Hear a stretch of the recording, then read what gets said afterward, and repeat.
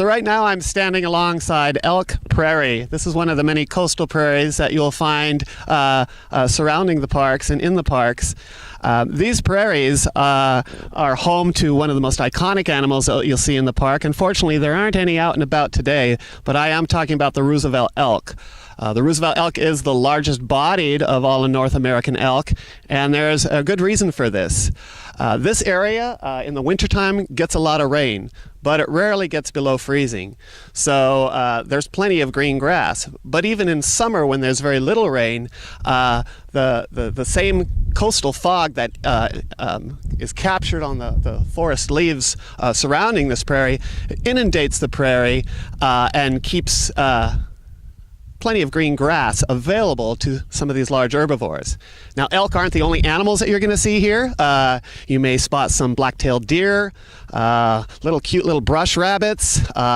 If you're lucky, at dusk or dawn, you may spot a coyote, a gray fox, the occasional black bear, and if you're really lucky, some people might not feel this way, but a mountain lion. Now, if we look around here, a lot of the vegetation you see here is a combination of native grasses. We see a lot of bracken fern growing out here, and there's also a mixture of prairie wildflowers. However, there's also a lot of non-native grasses here, and that's because this isn't just an ecological landscape, this is a cultural landscape. And after the gold rush in the 1850s, many settlers came here to try their luck at finding some gold along Gold Bluffs Beach. And when those people came here, of course, they needed food. So many of these coastal prairies were turned into ranches supporting sheep and cattle, and some agricultural land for a variety of crops in order to sustain those miners that came here.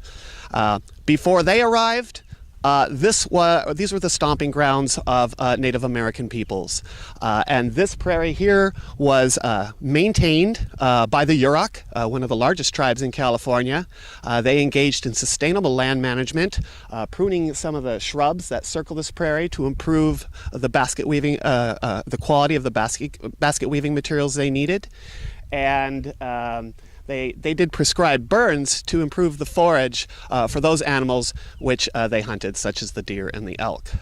So a unique history, both natural and cultural, here at Elk Prairie.